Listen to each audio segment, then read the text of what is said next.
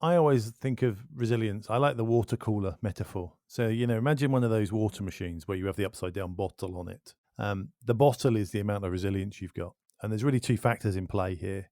How big a bottle have you got? How full is the bottle that you've got? The question is from Thinking Focus. Hi, it's Rich, Hi, it's Paul. and the question today is how do I keep it together when change affects me unexpectedly? Don't panic. Showing your age there, aren't you? Don't panic, Mr. Mannering. I am showing my age, yeah. Although to be fair, I think they've been not off the TV ever Well, since. that's So true. Yeah, you don't change is actually, not. If you're a yeah, fan of yeah. that, change has not affected you, has it? Because it's Yeah, never gone away. it's never gone away. Yeah. So, but obviously you were showing your age because you were remembering it from when it was on the first time round. Yes, I thoroughly enjoyed it as well. So we know that we live in a world where there is probably more uncertainty now. There probably is less to cling to. But you know what? We've all been affected by change that's happened unexpectedly. How can we keep strong and keep it together when that happens? But possibly not the answer you're looking for. But I think the first thing you have to kind of think about here is if you live in a world where change could happen at any minute, and I think basically that's all of us right now, hmm you know, then you almost have to preempt it and go, how do I make sure I am strong for when change happens? So investing in your own resilience has to be part of this answer. And it's not the whole answer. And I think it is worth us talking in a second about, okay, what do I do when it whack in the face? Wasn't expecting that, flat on the floor. How do I get back up again type thing? That kind of bouncing back thing of resilience. But there's things you can do to invest in yourself prior to that, Okay. that kind of get you ready for it. And I always think about this as in body, mind, and spirit.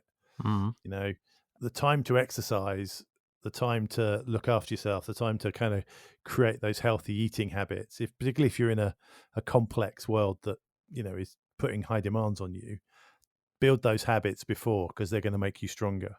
Do you think that? Do you think that's realistic though? Because we all tend to, we know that stuff's going to happen in the future, but we often live in the moment, don't we? And you're distracted by the moment, and there's almost that cognitive dissonance that we have that I know things will happen in the future, but I don't want to think about them right now, kind of thing. So is that realistic? Yes and no I think is the answer. Really simple answer, because I'm going to take myself.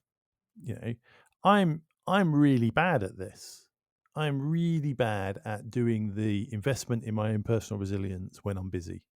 Mm. You know, well, the shape and size of me, so exercise clearly isn't part of my routine. It's really easy when we travel a lot to eat badly because you can eat takeaways or you're eating in hotels all of the time. Yeah, but on the other hand, you go, there are little things you could do, like taking 5 minutes a day and just stopping and thinking and, maybe a bit of mindfulness, like, going for a walk when you're doing some of your thinking. There are things you can do that enable you to kind of build up some levels of resilience. And what we're saying is that if you were to have the forethought and the ability to do that, I was talking to someone just this morning actually that is a big gym bunny, and what he was saying is, he's learned over the years that unless he gets up early and does that first, his days aren't as good. Yes. If he does that first, it re-energizes him. Of course, it releases all those great endorphins around his body, and he knows that he's a much more productive and happier person throughout the day. So I guess what you're saying is have the forethought to try and build some of this in. But how is that helping me when things change unexpectedly? When I might have quite a serious emotional reaction to whatever it is. I always think of resilience. I like the water cooler metaphor. So, imagine one of those water machines where you have the upside down bottle on it. Yeah. The bottle is the amount of resilience you've got. And there's really two factors in play here. How big a bottle have you got? How full is the bottle that you've got? Okay. And really simply playing this metaphor out in a simple way, the size of your bottle is really dependent on how many changes you've been through and survived. Hmm. The more knocks you have in life and get over and move on, the bigger your bottle becomes. resilience activities are what fills the bottle back up. Right. Yeah. So I'm guessing what you're saying is if change happens unexpectedly, then my bottle's going to drain, It's going to drain pretty quickly. but my ability to top it back up. Now, is there an element here then as well? If you're knocked for 6, as we were sort of, if change knocks you and affects you, is there an element here of quickly facing the reality of it? Because that's going to enable me to bounce back quicker. So assuming that you either have or haven't done the work up front, and I think often, even if you have done the work up front, there's always going to be a change that kind of feels like you've pulled the bottle off the water cooler and pouring everything all over the floor, because change sometimes feels like that. Mm. There are 3 traits that you see a lot in highly resilient people. And you can take these 3 traits and flip them the other way and go, how do I take these traits and fake it till I make it? Mm. And one of them is realism. Yeah. So think of it like this, right? At one end of the spectrum, you've got optimists. Yep. Right? So optimists are, going through life thinking it's all going to work its way out. And it's quite a nice skill to have most of the time, to actually look on the brighter side and go, I'm going to end up landing on my feet and all these things are going to work out. I know it's not a skill you've ever come across, but trust me, for those of us who have it, it's nice. But the challenge with optimists is they underprepare. Yeah, exactly. Because they think everything's going to be great. Exactly. So optimism is, it's one of those skills that, most of the time can be quite useful, but at times of really significant change can get in the way. Because it can cause you to, look, I mean, if you think about it logically, everything's going to be fine. Why would I try that hard? What's the point? Yeah, why would I need to do that? I'm just going to wait for it to work its way through. Yeah, it'll all be okay. The other end of the spectrum, you've got pessimists. You've got pessimists who over-prepare. They're likely to kind of look on the bad side. Now, again, pessimism, not necessarily a bad trait. Mm-hmm. You got a pessimist in a project team, they're quite good because they're going to point out all the things you're not thinking about. They're going to think of all the things that can go wrong. But if you're overly pessimistic, then you're like, you could go the other way, because what you described there is, to me, is more realism. I'm going to prepare for what might go wrong. Whereas a really bad pessimist, that sounds terrible, a real strong pessimist is more likely to go, what's the point preparing? Because it's going to go wrong anyway. And that's the gig. So you kind of go somewhere between optimism and pessimism is realism. Yeah. Which is, I want to face the facts, warts and all, because if I see it for what it really is, even though I may not like it, even though that may be unpleasant, when I know what I'm facing, I can plan for it and I can react to it. If I'm planning and reacting to stuff that's not there, I'm going to drive myself bonkers. If I'm thinking it's all going to be okay, I'm probably not going to be prepared when things happen. And so the first trait you see in really, really resilient people is this ability to be realistic, to be warts and all. Confront the facts, get to the bottom of it, which is going to help me to accept what's happening and going to help me to move on. That's also, if you're going to do that, and this may touch on other things you're going to say, but if you're going to do that, often that can be like a highway for getting through emotions as well, a super expressway. Because we've done this with teams, when you go, okay, what are the brutal facts of this situation? It can help them process those emotions really quickly because they were avoiding them, and now you're almost forcing them to look at them. And the really interesting thing, I don't know if you found the same thing when we did the work with teams, 9 times out of 10, this is not always true, but 9 times out of 10, they're avoiding stuff that when they actually say it out loud, loses all its impact. It stops to be anywhere near as scary because it's not as bad as they think it is in their head. Or because they're in a group, a team, others are able to put a different perspective on it that changes the way they feel about it. Yeah, or the big one for me is they get it out in the team. And I can think of some work I did just before Christmas where you could see as an outsider that almost everybody felt that way, but almost everybody in the room assumed they were the only one that felt that way, and saying something would make them weaker or lesser or less than in some way. And once the conversation had started and they all kind of recognized these traits in each other, It was like a dam bursting. It just went bleh. And they were fine. This is that thing about actually I feel connected, I feel supported, that feels good. It releases, uh, good hormones, which gives me a lift and lifts confidence. I remember on a couple of occasions where I've had those scenarios, the thing that people say at the end is, I'm just normal then. Like, yeah, you went through a situation. It was difficult. It was complex. You had a reaction to it. That doesn't make, That's normal. yeah.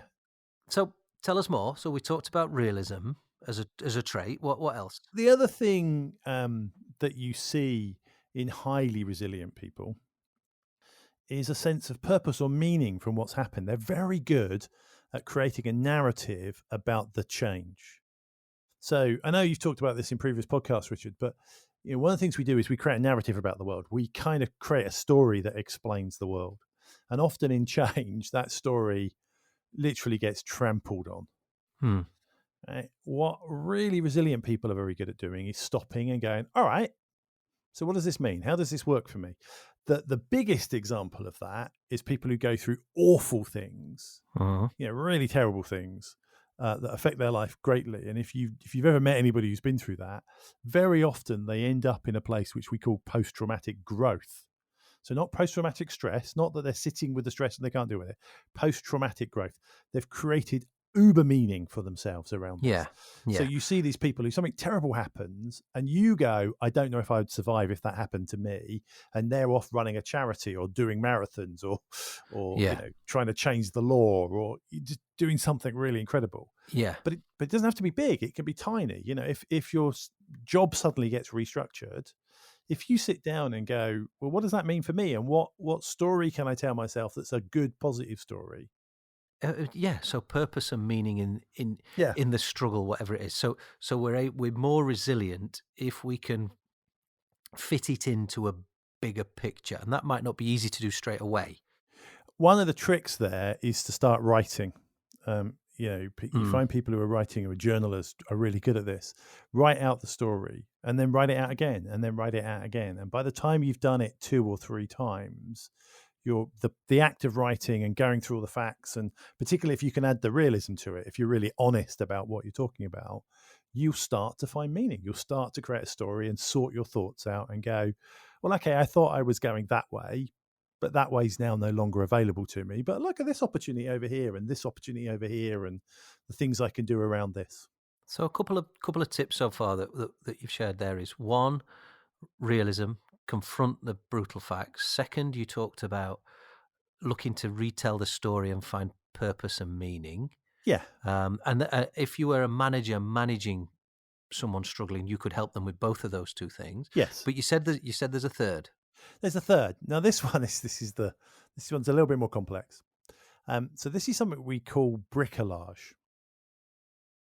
Not a very sophisticated psychological term. It's the French word for do it yourself. Well, I think you'll find if you go to France, there are actually DIY shops called Mr. The Bricolage. bricolage, yes. Mm. So what do we mean by that? What do we mean by bricolage? Let me explain what we don't mean first. Let me explain the opposite of what bricolage is. So imagine some change has happened to you and it's a bit distressing and it's completely, on your parade type thing, feed on your parade type thing. And you're a bit knocked for six and you sit down and go, right, I'm going to create a new narrative. Right. This is where I'm going. This is what's going to happen. And you start thinking about, right, so I need this to happen and this to happen. And I need, so often in the corporate workplace, the sort of things we hear is, well, I need the company to do this and they need to send me on a course and my manager needs to get this information for me. And they need to change the price of this. And then I need these resources and then I can do it. So you've created a list. And then what people do is they sit back and wait for somebody to go and provide the things on the list. It's like, here's my shopping list organization. You go give me this and I'll be fine. And this will make the conditions fine and then we'll be okay. Yeah. And normally, not always, but normally what happens is people just ignore the list and carry on with their life and they sit there waiting forever, getting more and more frustrated and more wound up. Yeah. Bricolage is the exact opposite. People with bricolage thinking go, I'm not going to think like that at all. I'm going to go, what do I need to achieve? What do I have? not necessarily things I have that are the exact fit or the ideal fit or Mm, perfect. yep. They're just things I have that I can somehow use and repurpose. Yep. And that's why I like the DIY analogy, because it's like I've got in the garage and yeah, I don't have exactly what I need, but I've got a couple of bits of wood and there's some nails and I can take that thing that was left over from when we did the kitchen. And I can repurpose. Yeah. And this in because I love sports psychology, and I think there's something in here that relates. It's not exactly the same, but relates. But you hear an awful lot talked about control the controllables. So focus Yes. on what you've got and what you can affect, rather than all the things that are completely outside of your control. And there's a similarity in this for me as you describe that. I'm going to show my age again, because the analogy I always use is the A team. Yeah. You're in a barn in the middle of a farm. You're surrounded by people attacking you. What you really need is a tank, but you haven't got a tank. But it's okay, because at the You've back of got the a barn wheelbarrow, there's a wheelbarrow, some old pipe, and a and you drain can pipe. Yeah, and you and make you it, just and they go and build one. and they make a rocket And launcher. when you were a kid, you used to watch that and go, "This is amazing," and it's all really ridiculous. But it's a perfect example of bricolage. That kind of mentality of I'll just take what I've got and I'm going to somehow use it. One of the things, so the third one that you talked about there is bricolage in using what you have, not waiting around for the perfect conditions for everyone else to provide you Yeah, with. and because the perfect conditions are one of the traps that we find people fall into, because what you're now doing is you're creating conditions for success that are unachievable. I was going to ask you that question because, what are some of the traps that we fall into? So one of the things that again I've observed is I call it crystal balling. Yeah. So I think what you're talking about is what we call fortune telling, fortune telling, and mind reading. Fortune telling, yeah. Using using this crystal ball to say, "Oh well, that means this will now happen, and then this, and then that, and we're all doomed." There we go. Back to the Yes. back to the back to Dad's army. Well, you've done two things. Actually, there's two things there. There's two things there, because there's another one that's quite common. It's called catastrophizing. Yes, And so what you did there was you took some fortune telling and then dropped into catastrophizing, which is another one to watch out for. So catastrophizing is where we go, right. So let's take an example. So my role's changed and I'm no longer involved in project A, but I am involved in project B. But project B is not as important as project A.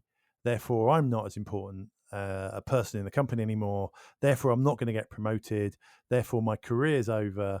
Therefore, I cannot earn more money. Therefore, I'm not going to be able to pay my mortgage. therefore, Therefore, my wife's going to leave me. And you watch people go down this thing. And yep, I can think of an occasion, yep, probably just after we first met, where somebody literally in front of me went from this change has happened that has affected me greatly to my life's over yeah. in minutes in front of my eyes. And it was before I kind of understood this world really. And it's a weird thinking trap, because what you're doing is you're imagining, you're fortune telling out this might happen. And that's quite an easy thing to do, because we're, as humans, we have a slight negativity bias. It's easier to think of the bad things than the good things. Yep. But then you're believing them to be true. And therefore you're saying this might happen. And if it happens and that's true, then this might happen. But that again is the opposite of some of the stuff we've just talked about, because actually, if I am looking after my resilience, which is going to help me at times of change, then I'm going to be a realist, not Yes. a pessimist. Yes. And that you've just described is playing right into the pessimist piece, isn't it? Rather than saying, look, those things could happen, but also a whole load of other things could happen. And then again, that's what we call black and white thinking. Where we start looking at the world at these times, and this it's easy to do because we're affected emotionally and we're feeling impacted and we're scared. Basically, we're worried because we don't have a plan. Because that's kind of what change is, isn't it? It's change is the point where we had a plan, even though it was made up and it probably wasn't true. But we had a plan. The plan got destroyed, and we haven't got back to having a plan yet. So we're in this uncomfortable state, and so we start black and white thinking, where we kind of go, well, if I'm not in the in crowd anymore, I therefore must be in the out crowd. And it's not like that. It's not black and white. It's not I am or I'm not. It's okay, you're not on the cool project anymore. So what? Turn your project into the cool one. One of the things that I think perhaps is worth us exploring, not today, I don't think we've got time today, but is the difference between our emotional reactions and our rational reactions. What we're talking about here, it strikes me, is when we're able to be very rational and we're able to be very calm and we're able to analyze and we're able to think and we're able to consider. Yes. And that's brilliant. And it's easy to sit here or anywhere else and tell people, well, we need to do these things. But of course, at times of change, the first thing that will always kick in is an emotional reaction. And some of us, if we've built our resilience, will be able to understand that and switch to these more rational places that we're talking about. Yeah, you can ride through the emotion much faster if you're resilient. And if you have no resilience, you're on the floor and you'll stay in that emotional state. Yeah. And the more emotive you are, the more irrational you are about it, the more likely you are to not go, right, how do I negate this and narrate this into a new purpose? How do I look at the facts brutally? How do I look at what I've got and use it? You're more likely to go, what's right and wrong? Am I on the good side or the bad side? Yeah. How's this going to work? Oh, that's fine. You're more likely to take it personally, for instance. Personalizing is a classic one that people do. Yeah. And that leads often to labeling, of saying, well, I've ended up at this side of the change, or I've ended up in this position because of something about me or some trait. And it leads into them and us as well, doesn't it? So it creates sides and those sorts of things. Okay, so some really interesting things in there. And I think the three things that really stood out for me that perhaps are worth considering if you're working with other people that are affected by change, or you have been or are about to be or could be, so that should cover everyone, I think. Think about realism. Think about exercising your realism muscle. Look at the brutal facts, get good at doing that. Think about purpose. Often, if that's really hard to face up to, and that's understandable because it can be emotive and difficult, find someone you trust and do it with somebody else, because having somebody else to be able to keep a sense of perspective, keep things in context, keep it framed, makes it much easier and safer to be realistic. If you're on your own and you're feeling quite emotive, you're going to dive off into some dark places. Yeah. So work that realism muscle. Yeah. Think about purpose. Think about meaning, and bricolage. Control the controllables. Work with what you have. Paul, I think we should end it there today because there's a repeat of Dad's Army on that I'd like to go and watch. Yes. Next time on The Question Is. So you lent on past experiences of something similar, which you came through and benefited from and learnt from and grew from into new opportunity. In this instance, processed some of the negativity reasonably quickly and thought, actually, last time this happened, I ended up doing well from this. I wonder what the opportunity is this time. To find out how Thinking Focus can unlock the potential within your organization, go to www.thinkingfocus.com, where you'll discover more about the work we do, helping our clients increase productivity and enable change.